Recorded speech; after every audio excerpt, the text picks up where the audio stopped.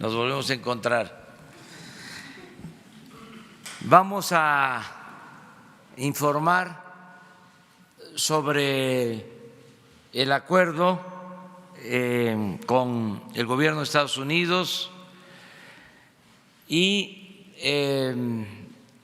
vamos a insistir primero en que fue un buen acuerdo para nuestro país, que se evitó la posibilidad de una crisis económica, financiera,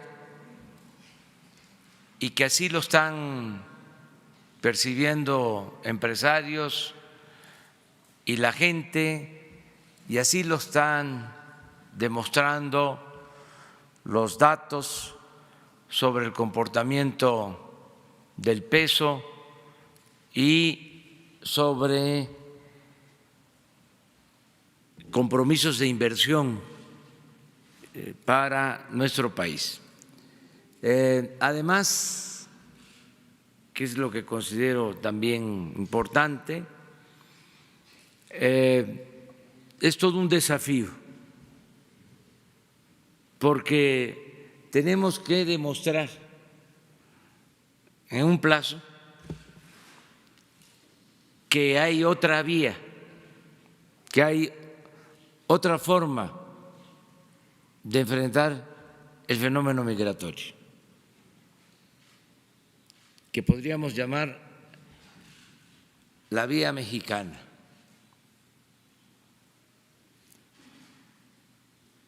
Que consiste en atender las causas, en atender los problemas que originan el fenómeno migratorio, no apostar solo al uso de la fuerza, a medidas coercitivas, sino dar opciones, dar alternativas a la gente para que puedan trabajar y ser felices donde nacieron, donde están sus familiares, donde están sus costumbres, sus culturas. El que la migración, repito, sea opcional, no forzada. Esa es la vía mexicana. Eso es lo que queremos acreditar y por eso aceptamos el desafío y estamos trabajando para demostrar a todos, a los mexicanos, a los centroamericanos, en nuestra América, demostrar al gobierno de Estados Unidos, de Canadá, en el mundo entero, de que se puede atender el fenómeno migratorio si hay desarrollo, si hay empleo, si hay bienestar, y que la paz y la tranquilidad son frutos de la justicia. Es un plazo que tenemos para acreditar esta vía y ya estamos aplicándonos para dar buenos resultados. También pues, reconocer que hubo disposición de parte del gobierno estadounidense, reconocer de que hubo voluntad de parte del presidente Trump. Todo esto lo expreso porque así se dieron las cosas y también porque no queremos nosotros confrontación con el gobierno de Estados Unidos, queremos seguir manteniendo una relación de amistad y no meternos en la política interna de Estados Unidos, hacer valer el principio constitucional de no intervención y autodeterminación de los pueblos. Entonces, Marcelo les va a informar cómo vamos y lo vamos a estar haciendo todos los días de esta semana. Vamos a tener información sobre este tema. Es algo parecido, guardada todas las proporciones, a cuando iniciamos el plan contra el robo de combustible o el llamado huachicoleo, que estábamos informando constantemente. Y en ese caso se pudo. Pensamos que en este también. Y se va a poder con la vía nuestra que valora no solo el derecho que tiene la gente a buscarse la vida, el derecho al trabajo, sino también el respeto a los derechos humanos. Entonces, eso es lo que está de por medio. Vamos a escuchar a Marcelo. Con su permiso, señor presidente, buenos días a todas, a todos.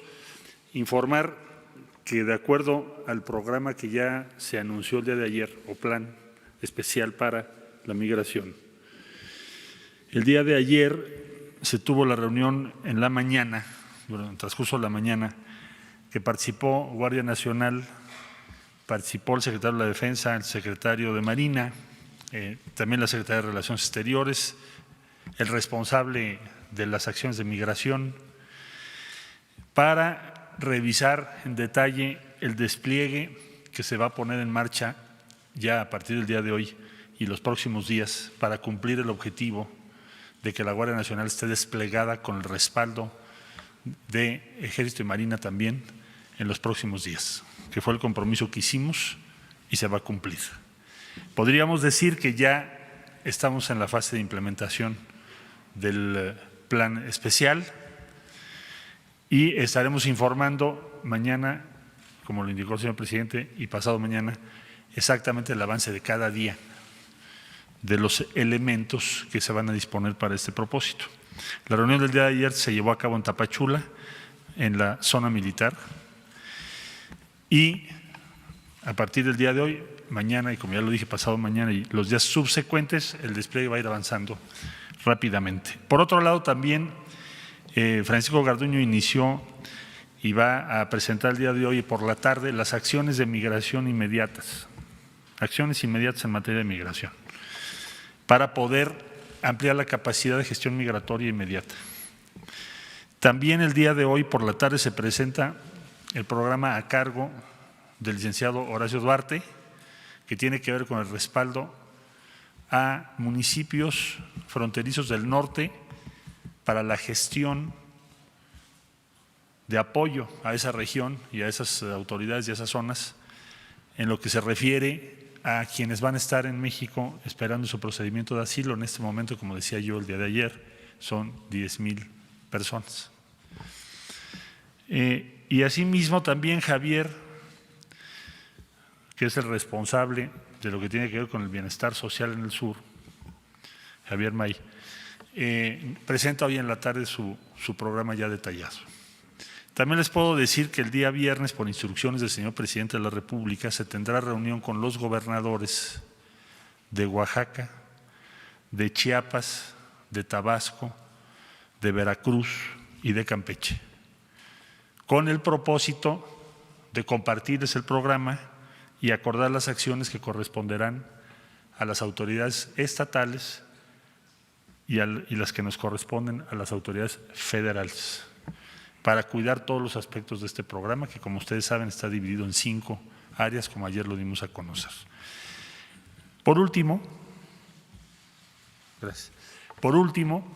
en lo que hace a la relación con los países de Centroamérica, también el día de ayer se tuvo comunicación con los 3 países, Guatemala, Honduras, El Salvador. Ya se instalaron la mesa de trabajo con los 3 países y desde luego estaremos trabajando con ellos los temas propiamente migratorios, pero también lo que tiene que ver con la acción inmediata del Plan de Desarrollo Integral para Centroamérica. Entonces, los 5 componentes del Plan Especial para Migración están en marcha. Para el día viernes presentaremos ya el detalle de todas las acciones. ¿Por qué el viernes? Porque vamos a escuchar a los gobernadores y deben informarse lo que se va a hacer tanto a nivel federal como a nivel estatal. Esto será el día viernes. Por mi parte sería el informe, señor presidente, y estoy a la orden. ¿Puedo contestar? Gracias. Por favor. Sí, secretario. Gracias. Buenos días. Hola. Yo quisiera insistir en algo que usted ya de alguna manera esbozó el día de ayer en la conferencia que dio Sí. por la tarde respecto de esta llamada que tuvo con el presidente Trump.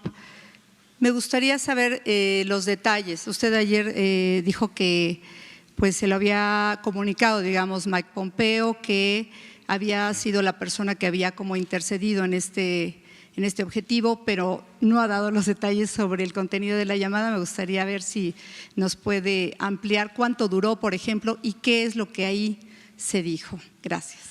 Sí, bueno, ya presenté el día de ayer el informe, y ese fue el motivo de la conferencia de prensa, el informe al Senado de la República de todas las actividades desarrolladas, las pláticas que tuvimos, las llamadas por teléfono. Debo decir que es la primera vez en la historia diplomática de México que se da a conocer un informe de esa naturaleza, estando en curso una negociación. Entonces, llegamos a poner ahí toda la información pertinente y razonable que es interesante o importante para la opinión pública. Entonces, ¿por qué? Porque la instrucción del presidente es hacer una diplomacia transparente. La llamada ahí se refiere, esos son los temas que tocamos, fue una llamada corta, no fue muy larga, y ya fue como conclusión de las negociaciones, que es lo que me dijo esencialmente, lo que ahí apunté, que para él es muy importante el tema de migración y que eso puede ser la base de una muy buena relación con México. Y el otro tema que tocó es que le preocupa el tráfico de drogas, que le gustaría que también participáramos o trabajáramos en ello. Lo que le señalé es que ya hay un programa de cooperación muy amplio sobre ese particular. Básicamente fueron los temas que se tocaron en la llamada. ¿Cuánto pudo haber durado, canciller? Difícil estimarlo exactamente, pero no creo que haya durado más de 5 minutos, algo así. Gracias. De nada. ¿Hola?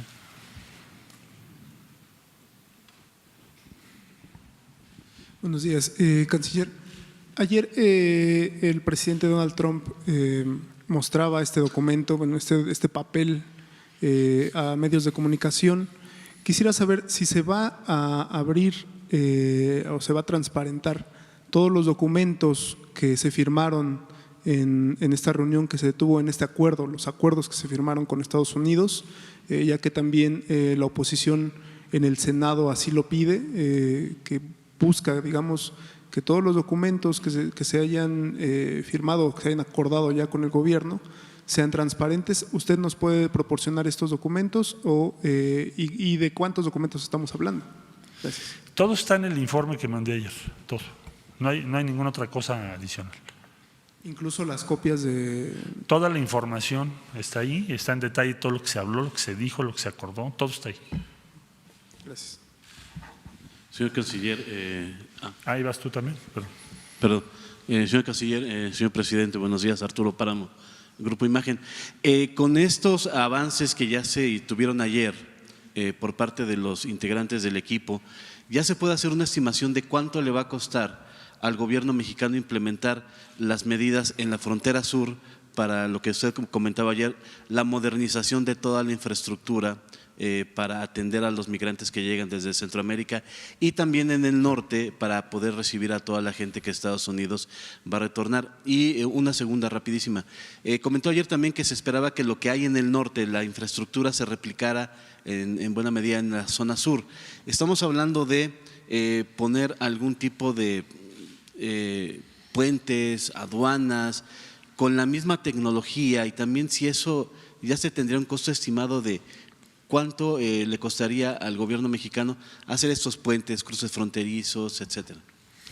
El viernes podríamos informar una estimación, porque debo incluir las actividades que los estados van a tomar y cuánto cuestan.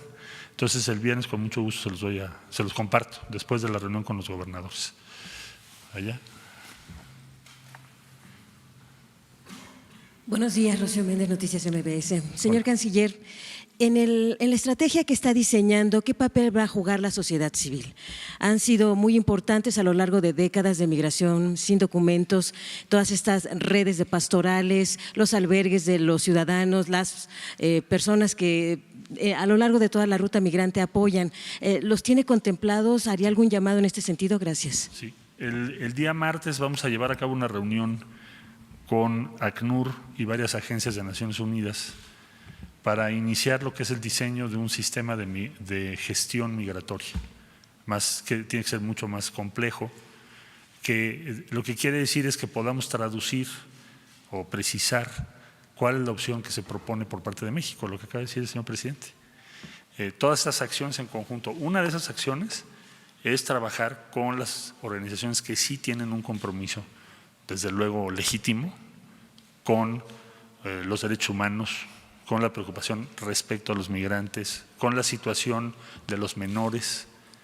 Esto es desgarrador, pero el flujo que estamos viviendo están poniendo a disposición menores no acompañados para que vayan hasta Estados Unidos, se consigan allá el permiso de trabajo y luego o los dejan allá o los regresan. Es toda una cosa muy compleja que estamos revisando. Pero entonces la idea es buscar que nos acompañen en lo que hagamos a las organizaciones que sí les preocupa, que son muchas, que tienen muchísimo que decir, y por supuesto que el presidente me ha pedido que hable no solo que hablemos, que los incorporemos. ¿Cómo se incorpora esto? Pues vamos a diseñar nuestro sistema. ¿Cómo lo vamos a hacer? ¿Cómo esto va a ser permanente? ¿Cómo podemos hacerlo de la mejor manera posible? ¿Qué tipo de programas de empleo podríamos hacer? ¿Cómo podemos atender a los niños? Vamos a invitar a UNICEF. Porque este tema de los menores que te decía yo es uno de los temas más preocupantes de lo que hayamos vivido en los últimos años. Eso no había ocurrido jamás. Y estamos hablando de un porcentaje que crece, crece y crece. Entonces, esto va a ser el día martes, esta reunión, y les vamos a mantener informados con mucho gusto. Claro que sí. Por favor.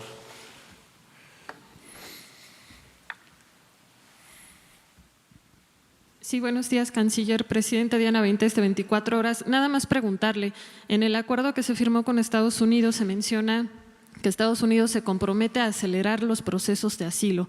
¿Se habló de un tiempo estimado en cuánto se pueden resolver? Porque si no, ¿cuánto tiempo pasarían los migrantes aquí en México? Gracias.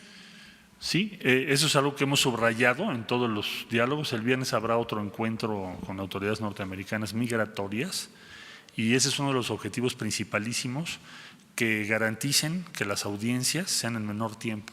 El viernes a ver qué nos dicen y se los compartimos, pero eso ha sido una insistencia mexicana, no solo porque las personas nos preocupa que estén demasiado tiempo, sino por las comunidades, por la dificultad de darles apoyos en un momento dado, sino principalmente porque no es justo para la persona que pidió una audiencia que le digas te veo en un año, ¿verdad? Entonces, les informo también sobre qué avances logramos en eso. El tiempo promedio hoy por hoy son 180 días, según tenemos la información de las autoridades migratorias nuestras. Pero vamos a ver si lo logramos. Por eso está puesto así. Ahí atrás, por favor.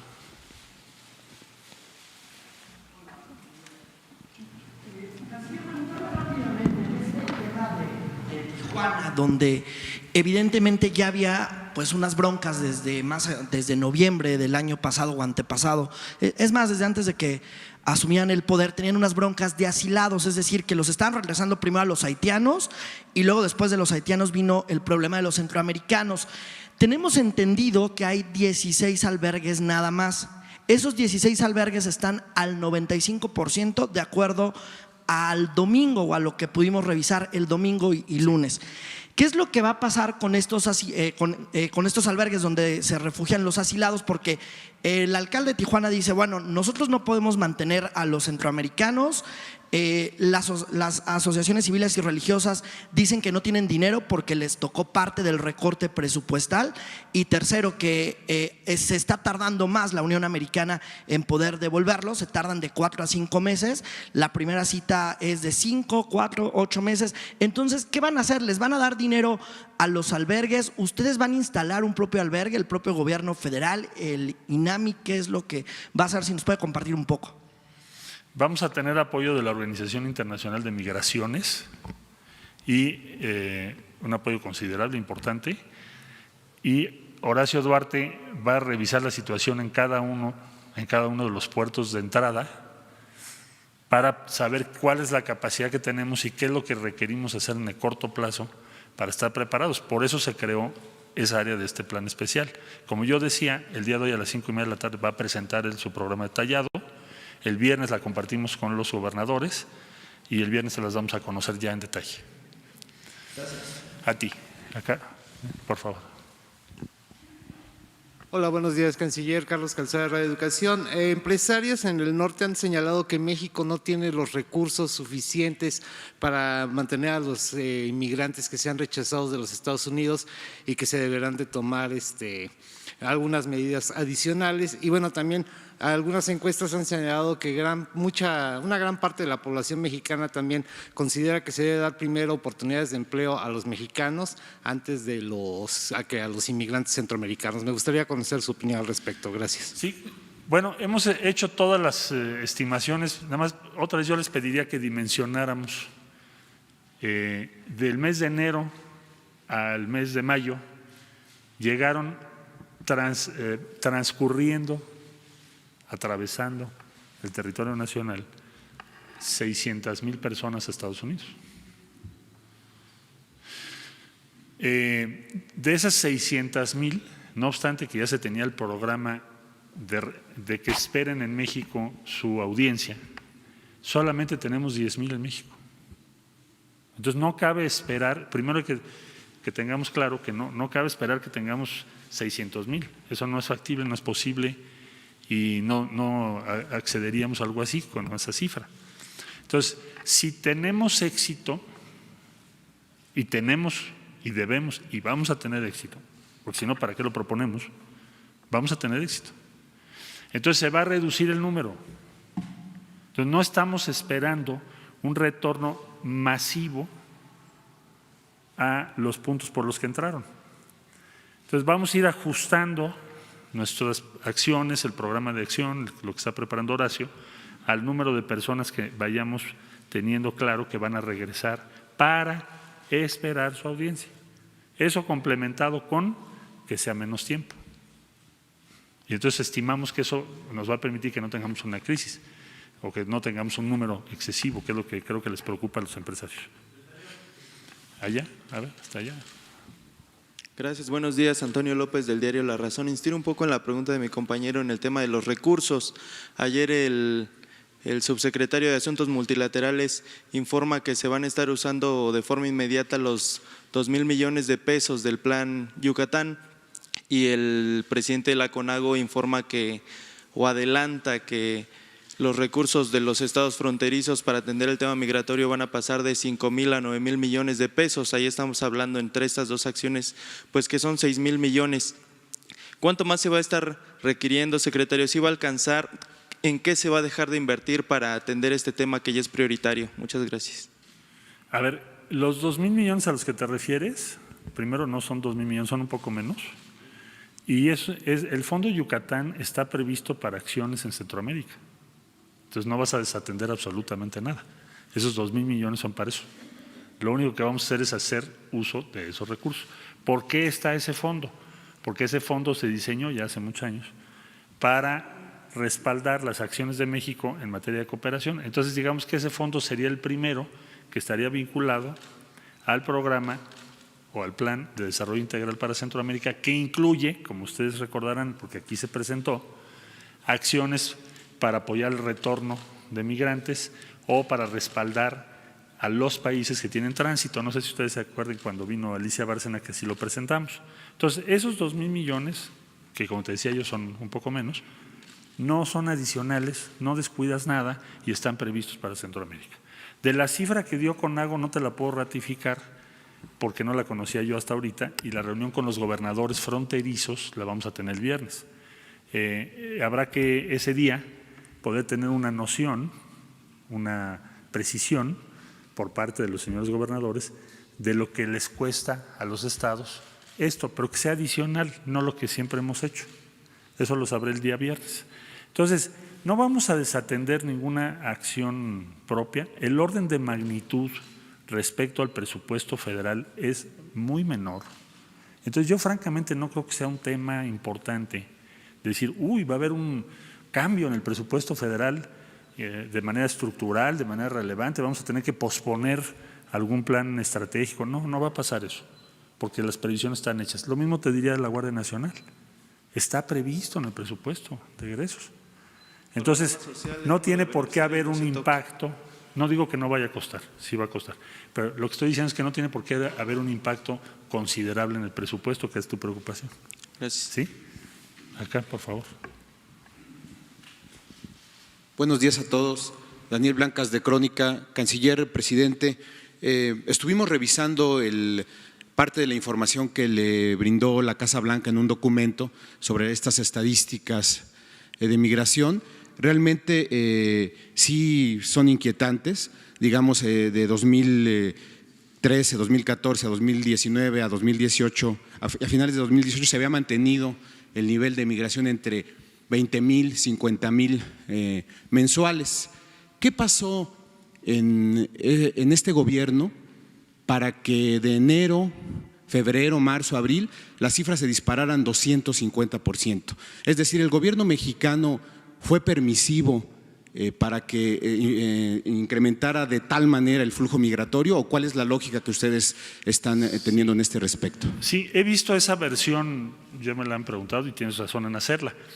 ¿Qué fue lo que provocó el incremento exponencial en el flujo migratorio? Bueno, en primer lugar, tendencialmente es anterior. O sea, el crecimiento ha venido siendo, todo el 18 se empezó a notar. ¿Qué razones hay de lo que hemos podido investigar o tratar de entender? Tienes una caída muy grande en las zonas rurales por el impacto de la caída del café. Eso parece que ha sido uno de los motores más importantes. Entonces hay que seguir las fluctuaciones del café que te explican en particular de una región de Honduras muy relevante para, yo diría que son una de las actividades más importantes en Honduras, en lo que es el campo. Y entonces ahí hubo un impacto muy severo, igualmente en una parte de Guatemala. Hay otras razones que tienen que ver con la situación que se está presentando en cada uno de los países, que desde luego es un poco incómodo que México las detalle, porque pudiera interpretarse de otra forma, entonces prefiero ser conservador en ese sentido. Entonces, si el motivo de este flujo fuese solamente que nosotros lo podamos determinar, pues evidentemente no estaríamos donde estamos ahorita, ¿verdad? Si fuera sencillo, pues ya se habría hecho. No, estamos ante un fenómeno más complejo. Por eso estamos llamando a construir un sistema de migración, de gestión migratoria más complejo también para responder a estas circunstancias. Hay razones de fondo que se han venido acelerando. Yo diría que esencialmente son 3: políticas muy importantes económicas y en materia de seguridad que coinciden con los aumentos en los flujos. ¿No influyó el discurso, este discurso de abrazos, de aquí les vamos a ofrecer empleo, de aquí va a haber visas humanitarias, este discurso de amor del gobierno para que los migrantes incrementaran su flujo? Pues mira, yo creo que la motivación principal del flujo está en la desesperación y te voy a explicar por qué. Las personas están pagando, como decía yo, de $6,000 a $7,000 para llegar a la frontera norte. Saben que al transcurrir o pasar por nuestro territorio van a enfrentar diversos tipos de problemas serios, debo decir, eso puede ser motivo de que nos avergoncemos, pero la verdad es que los testimonios de lo que pasan los migrantes son desgarradores, son terribles, ahí está muy documentado. Una de las cosas que se está tratando de hacer es que eso no siga ocurriendo, ¿verdad? Pero las gentes toman todos esos riesgos por una sola razón o una combinación de dos razones. Que tú donde vives ya llegaste a la conclusión de que no puedes mejorar, porque si no, no tomas esos riesgos.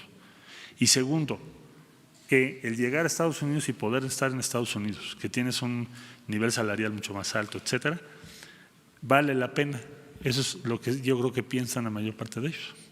Entonces, las razones que tenemos nosotros que atender, que es lo que ha venido insistiendo el presidente, son las razones que motivan, provocan que las personas tomen todos esos riesgos para tratar de llegar a otro país donde puedan estar y tener salarios y una vida más decente respecto a sus países de origen. Entonces, esa es la causa. No creo que sea un discurso, porque un discurso no sería capaz de hacer un cambio de ese tamaño. Y si así fuera, sería muy sencillo de resolver. Entonces, yo entiendo que habrá quien políticamente así lo proponga, lo entiendo, así funciona la vida política, pero las causas de fondo son las que nos están preocupando, y no solo a México. Hay una preocupación internacional muy importante. Ahora que hicimos el Plan de Desarrollo Integral, sí hubo mucha receptividad en todo el mundo. Bueno, ahora en Alemania fue sorprendente porque nos pidieron que lo expusiéramos, están preocupados, dicen, bueno, ¿qué ocurre? ¿Qué podemos hacer para ayudar? Para que esto no se siga agravando. Entonces, sí hay una conciencia de que esto es un fenómeno de fondo, no es algo temporal y va a requerir una respuesta más compleja para poderle dar una respuesta satisfactoria. Y en eso estamos, para eso es este plan, ¿verdad? Muchas gracias. Tú, por favor.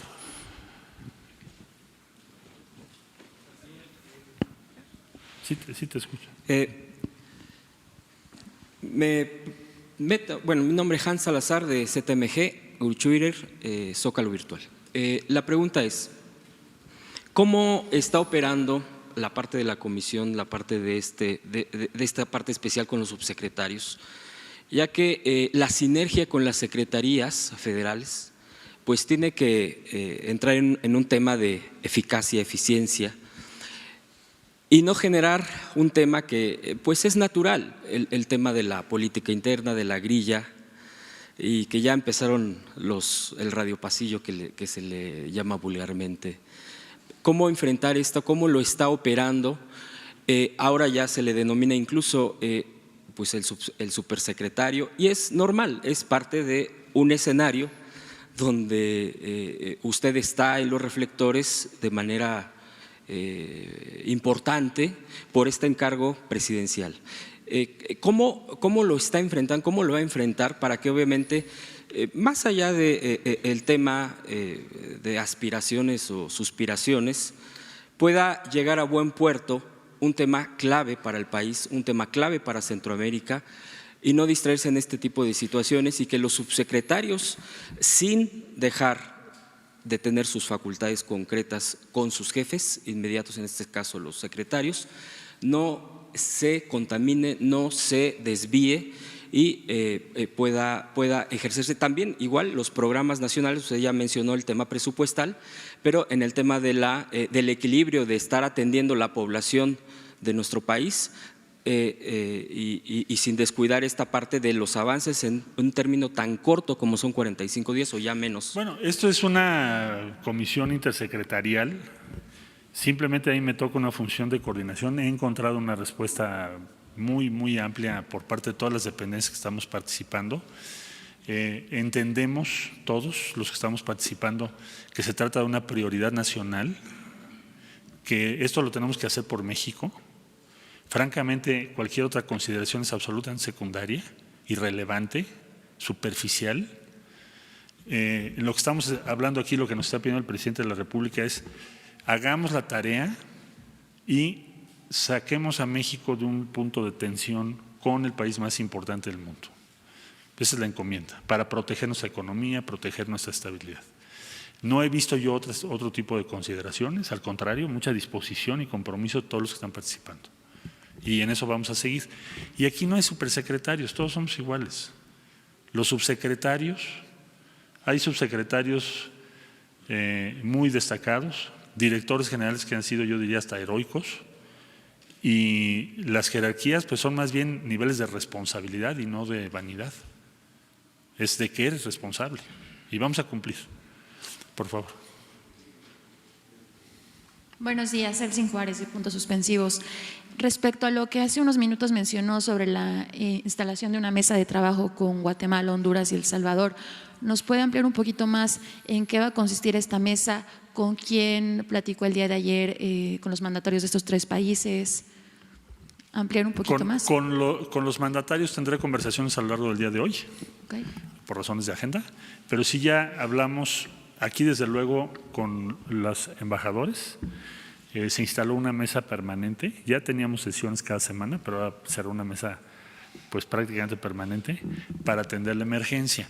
Tiene que ver con temas consulares, en primer lugar, tiene que ver con temas que a ellos les preocupan de protección a los migrantes y tiene que ver con gestión fronteriza que es compleja, porque tenemos un gran intercambio entre particularmente Guatemala y México en lo que es la frontera. Miles de personas que diario cruzan, bueno, hasta para hacer compras. Entonces tenemos que ver muchos detalles y trabajar de la mano con ellos. Y hemos encontrado una buena recepción. El día de hoy terminaré las llamadas con los mandatarios y para mañana yo creo que les puedo informar sobre qué ocurrió con eso. Okay. Muchas gracias. Gracias a ti. Allá. Aquí el problema es que estamos como… Celebro que haya logrado el acuerdo, aunque sé que es una protección al sector automotriz y que es transnacional, en buena medida, es la implicación mayor, pero lo celebro porque tiene una connotación social muy importante y los felicito. Así son las cosas, no lo podemos cambiar la estructura productiva y de comercio exterior del país. Son errores del pasado que no diversificamos en su momento. Pero aquí el problema es el empleo. Tenemos como tarea principal la sociedad mexicana al menos generar 1.200.000 empleos al año para la gente que se va a la población económicamente activa de manera anual. Y estamos, para eso deberíamos crecer, usted lo sabe, de acuerdo a la ley de con cualquier estimación, 6.5, como en el desarrollo estabilizador. El problema es que este año pronosticamos, o los organismos internacionales, entre 1 y 2%, lo cual nos genera un empleo de 300.000 contra 1.200.000, ¿verdad? Hay un déficit de generación de empleo, de crecimiento de empleo, de 900.000 empleos al año. Catastrófico, terrible. Es pelear contra Sansón. Por más reuniones, por más comisiones, por más números de estructura del trabajo, 5 puntos del programa, ahí está Sansón. ¿Cómo vamos a hacerle para generar el déficit de crecimiento de 900 que tanto le hemos prometido todas las banderas políticas, todos los sectores sociales, en todas las épocas al pueblo mexicano y no se lo ha cumplido? Ahora, si usted dice que son 600.000 los que han pasado inusitadamente, y lo va a reducir, digamos que lo reduzca heroicamente a la mitad, 300.000.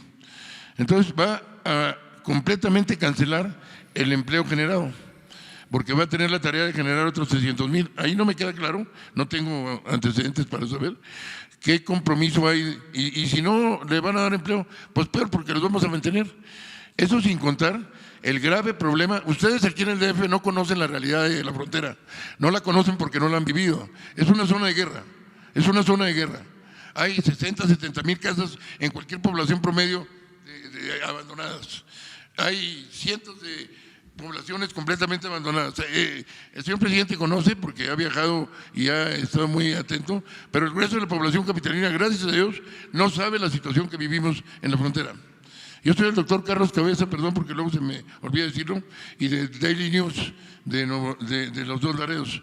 Entonces, tenemos un problema tremendo de inseguridad, y tenemos un problema tremendo económico, porque hay un aeropuerto de carga que hace 20 años, debido a la colusión de la mafia del poder, en realidad, no se ha llevado a cabo.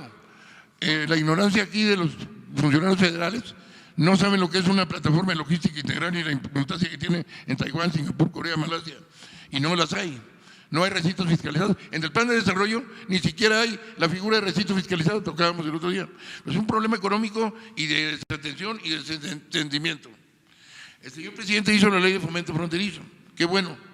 No se ha implementado. Hay muchos cabos sueltos. Entonces, perdón, pero la pregunta es ¿cómo va a vencer a Sansón? Porque el pueblo fronterizo, señor, no aguanta más. Yo lo invito a que se vaya a una de las colonias proletarias. Usted habla de las vicisitudes de los hondureños. Quisiera que viviera las vicisitudes de 30,000 ninis en varias poblaciones de la frontera. Ahora, el perfil de los que vienen no es precisamente gente altamente calificada, bilingüe, con conocimientos tecnológicos. Nuestro acervo humano, de capital humano, se va a deteriorar aún más, porque se abandonó la educación tecnológica. El tecnológico regionales en la frontera prácticamente no existen. Las universidades tecnológicas son de pacotilla. Muchas gracias, señor. Disculpe la extensión, pero vale la pena. El agravio para la sociedad fronteriza, vale la pena decirlo. Y el agravio para la sociedad mexicana de un déficit. Ahí está. ¿Cómo va a vencer al Sansón de 900 empleos al año? Gracias. Bueno, en primer lugar le diría que la cifra que di de 600,000 que han llegado hasta ahora, los que están esperando en México su audiencia son 10,000, no 300,000. O sea, no estamos esperando esas cifras. En el pasado había 600,000 y que esperaban. Llegaron 600,000 este año, del mes de enero a esta fecha. Y desde el mes de enero está vigente el programa del que estamos hablando. Y han sido regresados para esperar su audiencia 10,000. Es lo que quiero decir, para tener una idea de números. Entonces, si a eso usted le agrega que a partir de ahora tienen que llegar muchos menos por todas las medidas que vamos a tomar, que es lo que anima este plan, porque si no tenemos éxito, pues entonces el número va a seguir siendo muy alto. Debemos tener éxito. Por eso estamos participando en todas las dependencias, para bajar, reducir el número y darles opciones a las personas allá, no necesariamente en el norte o en los puntos intermedios. Entonces, creo que no se va a dar ese escenario, aunque estoy muy consciente de lo que usted está diciendo. Por eso el presidente ordenó que Horacio Duarte, que es subsecretario de Trabajo, organizara cómo vamos a respaldar a las comunidades en el norte para atender a estos 10,000 y a los que en su caso tengamos que recibir en los próximos meses. Esperamos que nuestras medidas tengan resultados y que entonces el número sea un número muy pequeño.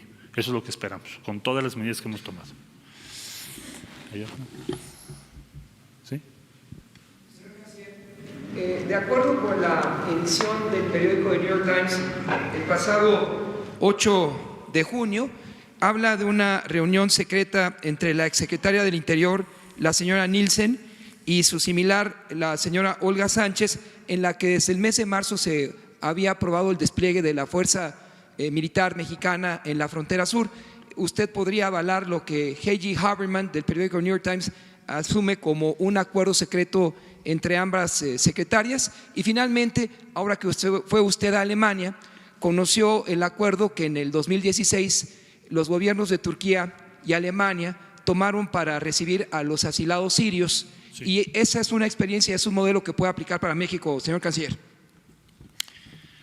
Sobre lo primero, pues no es una reunión secreta, tan no es secreta que en ese día, saliendo, la ministra Olga Sánchez Cordero informó de a qué acuerdo se había llegado.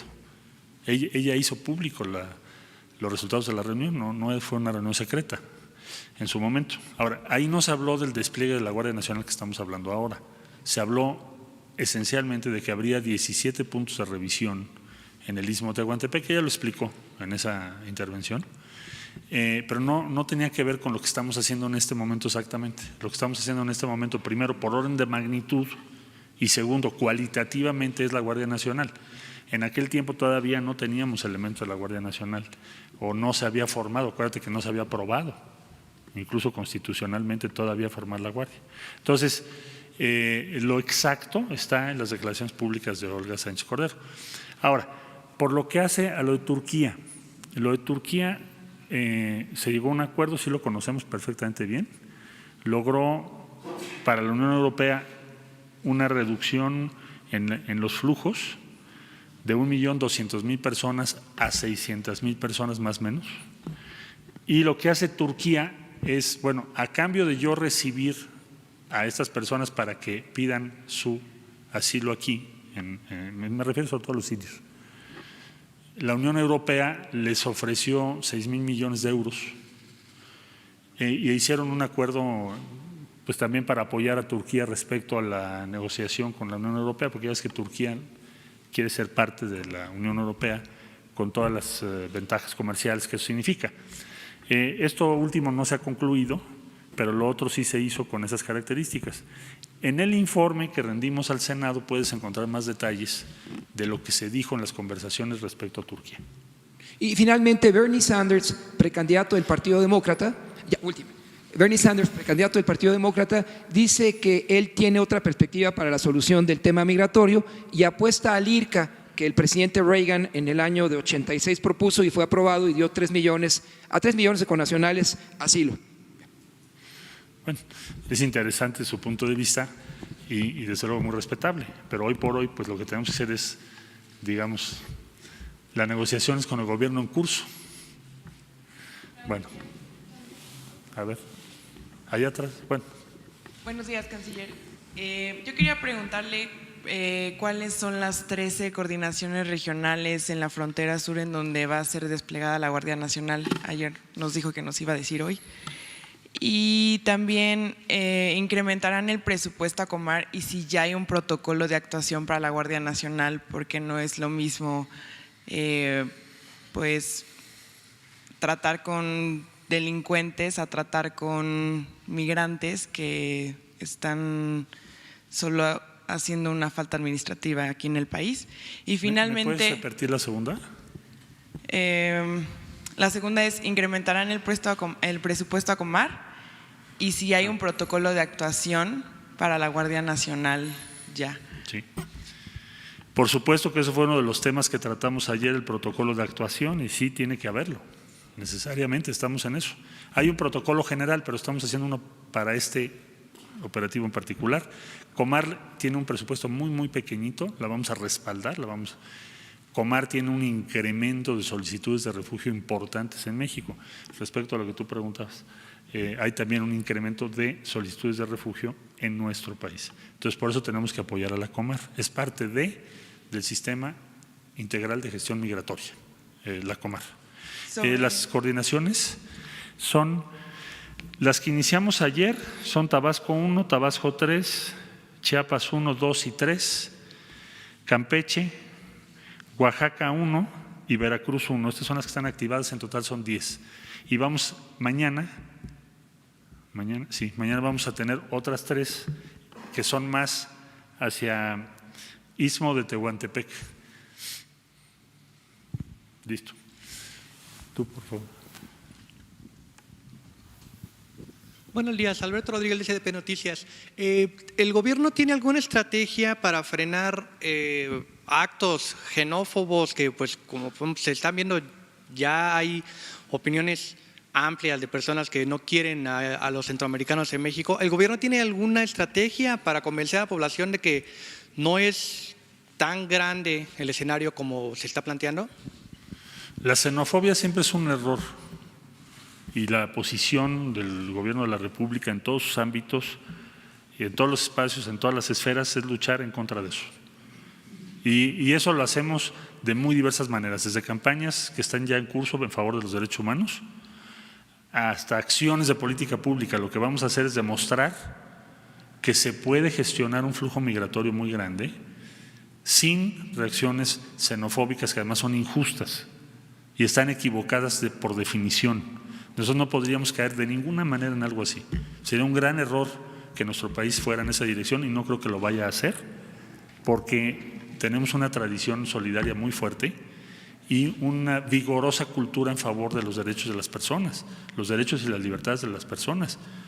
Si no creyéramos en eso, no estaríamos aquí. Entonces, eso es lo que vamos a defender. La xenofobia siempre es un error. El odio siempre es un camino al desastre.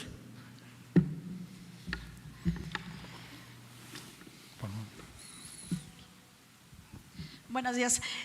Canciller, ¿cómo lidiar con esta especie de bullying del presidente Donald Trump a las autoridades mexicanas mostrando este documento que finalmente genera ruido al interior del país? Ayer decía, por ejemplo, el gobernador Alfaro que dan dudas sobre el acuerdo que se firmó a pesar de que ustedes pues ya dieron el documento, dio este informe ampliado, piden su comparecencia en el Senado si ya hay alguna fecha. ¿Cómo lidiar con esta situación después de este acuerdo a que se llegó, pues estos ataques del presidente Trump? Gracias. Bueno, ya rendí un informe muy detallado, como decía yo.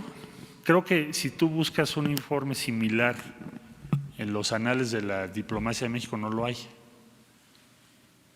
Es decir, ¿cuál es? La diplomacia tradicionalmente tiene un componente de sigilo muy grande. En este caso lo que estamos haciendo es hacer de conocimiento público incluso las llamadas que hubo, qué se argumentó en la mesa, qué dijimos y qué no dijimos y qué compromisos hay. Todo está ahí en el informe. Entonces eso ya se presentó al Senado, el Senado me indicará la fecha y la hora en la que yo debo estar con sus comisiones o en el formato que ellos determinen.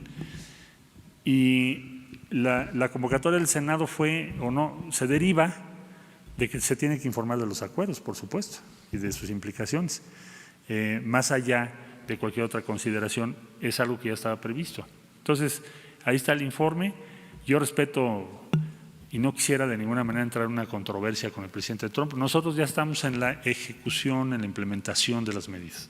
Ese es nuestro objetivo estratégico, es cumplir esas medidas, los compromisos de México, tener resultados para que tengamos una situación donde no estemos en conflicto con los Estados Unidos. Entonces, estamos en la fase de implementación. El informe está ahí completo. ¿El presidente Trump dejarían pasar las declaraciones del presidente Trump? Lo que vamos a hacer es cumplir lo que acordamos. Eso es la instrucción que tengo del presidente.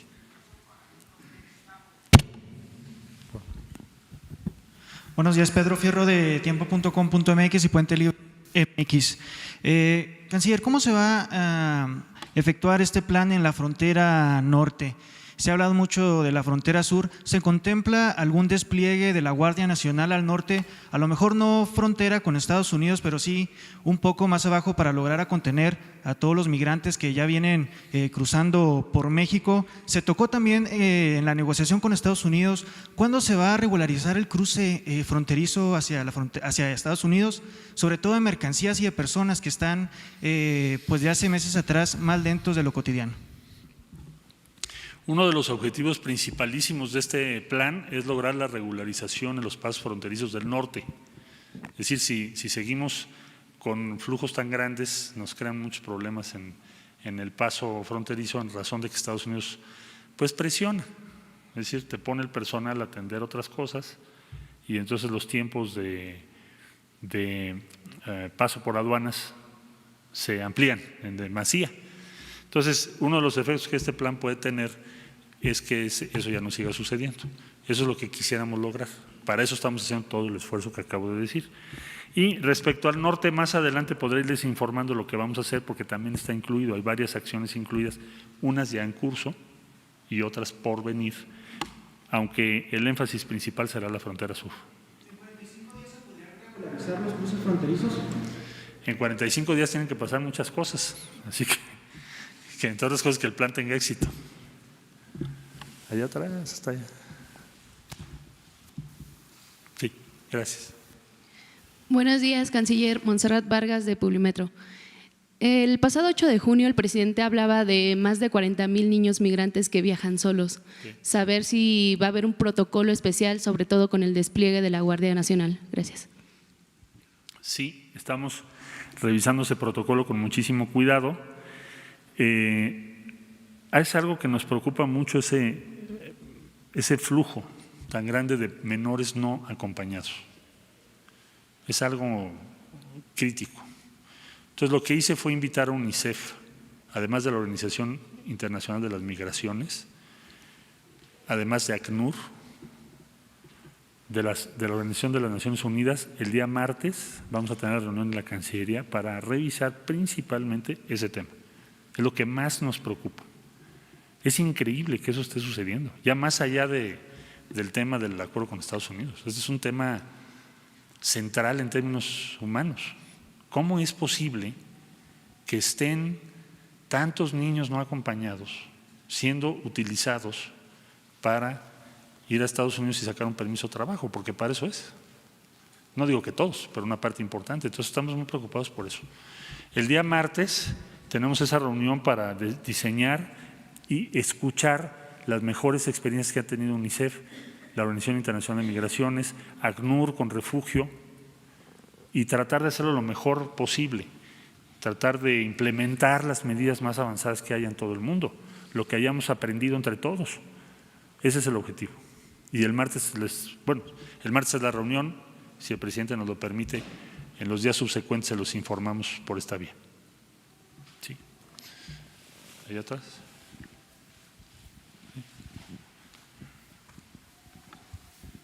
Canciller, buenos días. Francis Martínez, de Hace Noticias MX, de Radiorama. De acuerdo con analistas, las crisis migratorias han sido muy bien aprovechadas por el presidente Donald Trump.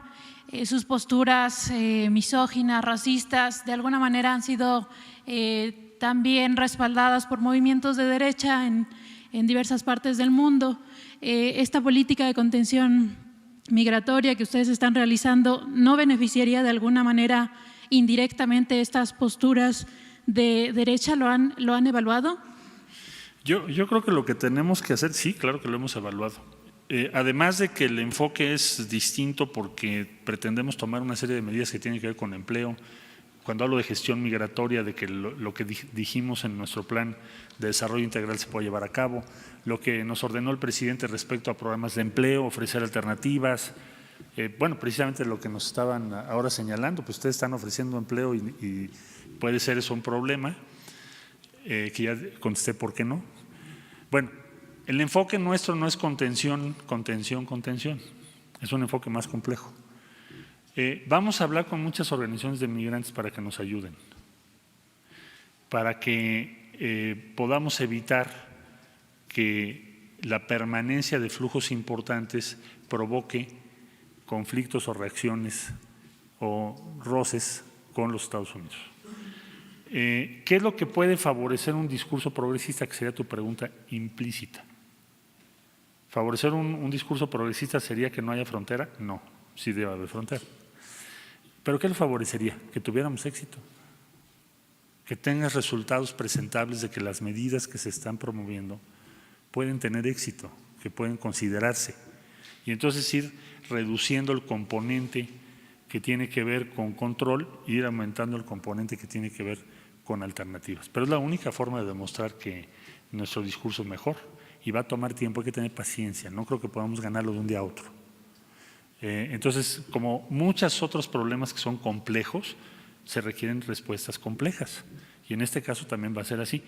Hay que tener mucha perseverancia y mucha firmeza para que lo que se está diciendo todos los días se vaya ganando, hasta que llegue un momento en que quede claramente establecido que con un sistema de gestión migratoria diferente puedes tener buenos resultados.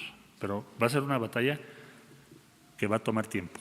¿Qué es lo que puede determinar cuál es el discurso que va a imperar? Pues los resultados. Pues si quieren, voy a contestar dos y luego no sé si el señor presidente quiere. Perdón. Muy buenos días, presidente, canciller. Rafael Herrera, corresponsal de Sin Censura con Vicente Serrano desde Chicago. Canciller, yo entiendo que se van a enfocar en este plan para detener la migración y dar resultados, pero yo le pregunto… Reducir. Perfecto. ¿qué apoyos va a tener nuestros paisanos en Estados Unidos que regresan o son deportados? Lo pregunto porque pueden ser carne de cañón para el crimen organizado en la frontera norte. Y en ese sentido me gustaría preguntarle, ¿podría informarnos cuántas deportaciones se están dando al mes? ¿Cuántos mexicanos están detenidos en centros de Estados Unidos?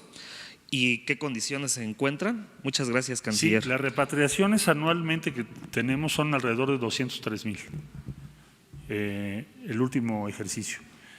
Y más o menos los que nos están regresando, los repatriados mensuales, más o menos deben andar en torno a 18,000 mexicanos. La instrucción que el presidente nos dio ahora a Horacio Duarte es que tiene que incluir el respaldo y el empleo, pues evidentemente en primer lugar a esos 18 o 20,000 mexicanas y mexicanos que nos regresan cada mes. Pero eso ya está ocurriendo, eso no es por este acuerdo, por estas medidas. Lo que se va a hacer es un esfuerzo por ofrecerles una alternativa. Esos son los números que tengo. Gracias. Ok, si me permite hacerle otra pregunta. Es que es de una por una. Ok, perdón. Bueno, para que así podamos tener más. Gracias, secretario. Buenos días. Le quisiera hacer dos preguntas. Por lo que dijo ayer Mike Pompeo, principalmente. ¿Cuál de las dos?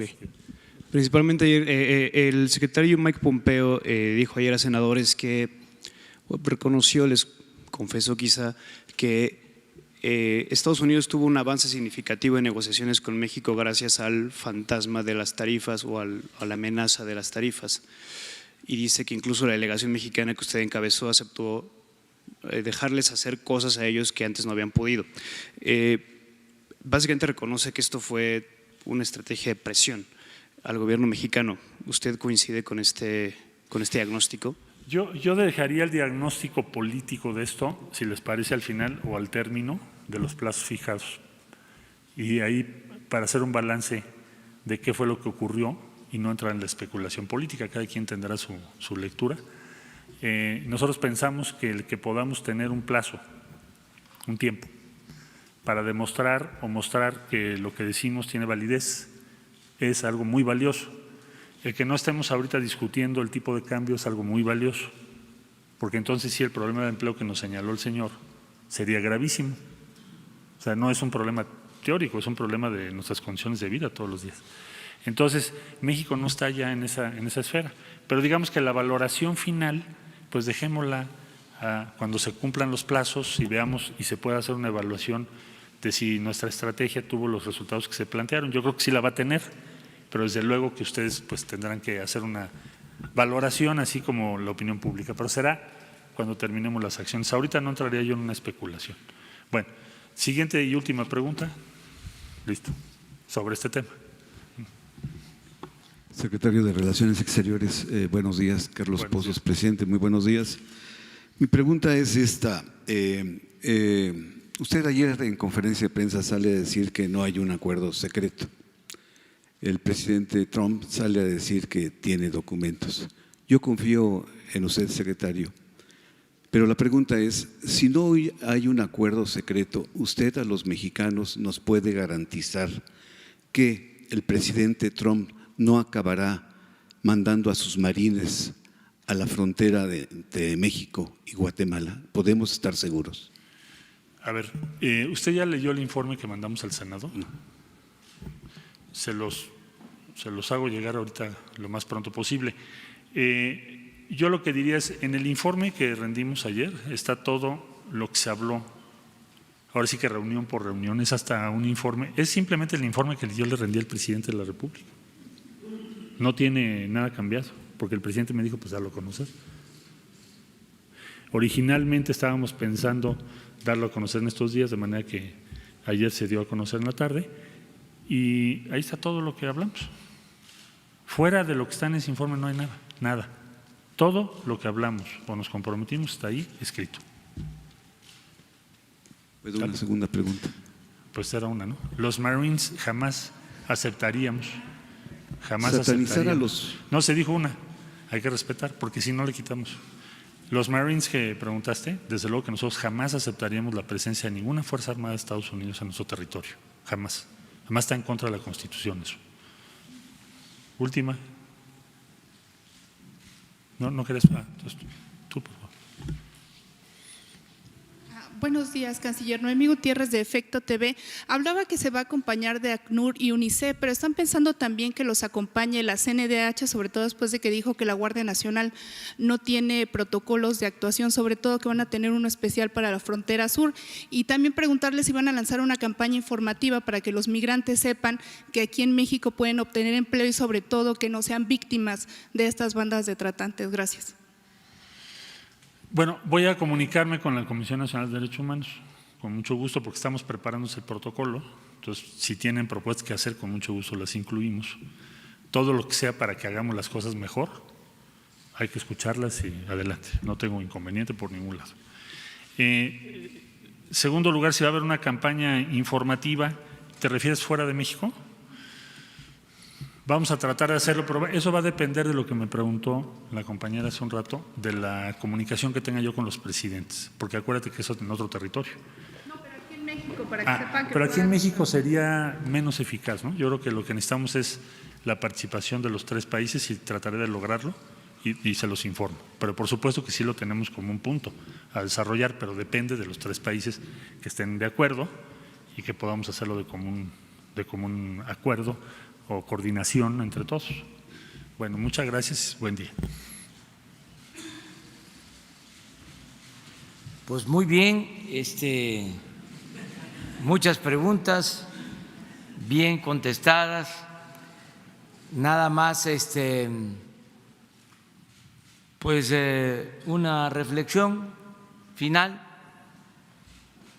para todos los mexicanos. Reiterar de que fue un buen acuerdo,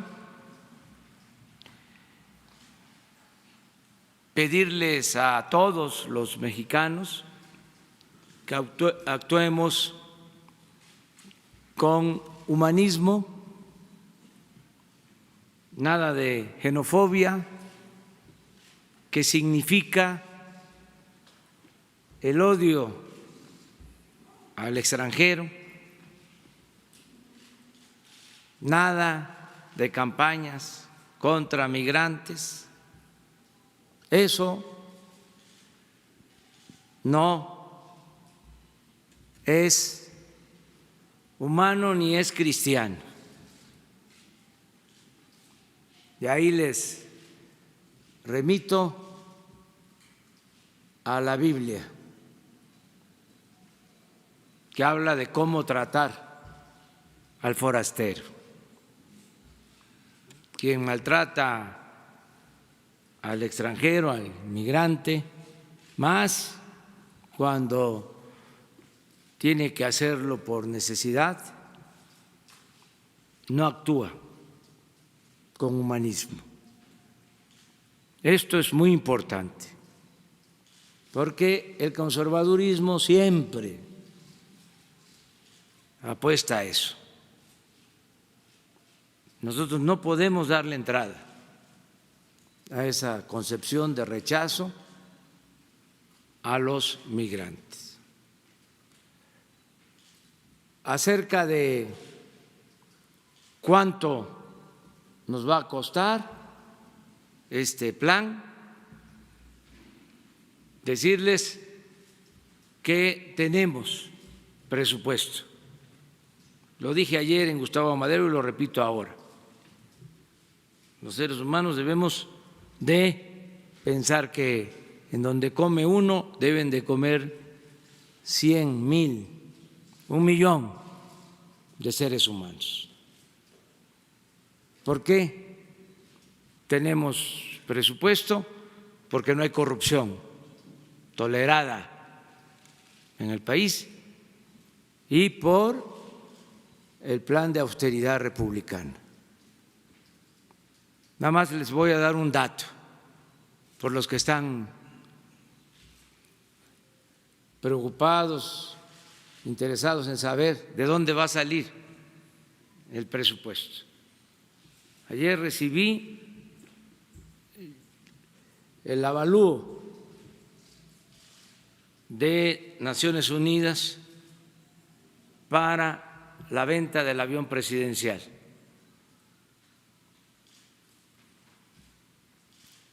mínimo 150 millones de dólares. Y de ahí para arriba. El piso, 150 millones de dólares. Me quedó la duda si es 130, 150, pero hoy les doy a conocer los datos. 2 avalúos de Naciones Unidas, porque nos están acompañando en la venta de este avión y de 70 aviones y helicópteros. Entonces, para contestar, ¿de dónde va a salir el dinero? Pues saldría de lo que vamos a recibir por la venta del lujoso avión presidencial, de nombre como burla José María Morelos y Pavón, el apóstol de la igualdad, el que buscaba que se moderara la indigencia y la opulencia. Así se llamaba el avión presidencial. Entonces, sí, tenemos presupuesto. Pero si se tratara de hablar nada más de lo material, como si eso fuese lo más importante, si eleváramos lo material a rango supremo y subordináramos todo lo demás, lo humano, la justicia, bueno, imagínense cuánto nos estamos ahorrando por evitar la crisis. Nada más de lunes al día de hoy. ¿Cuánto hemos ganado? Porque se ha fortalecido el peso, se ha apreciado nuestro peso, la moneda que más se ha apreciado en los últimos días.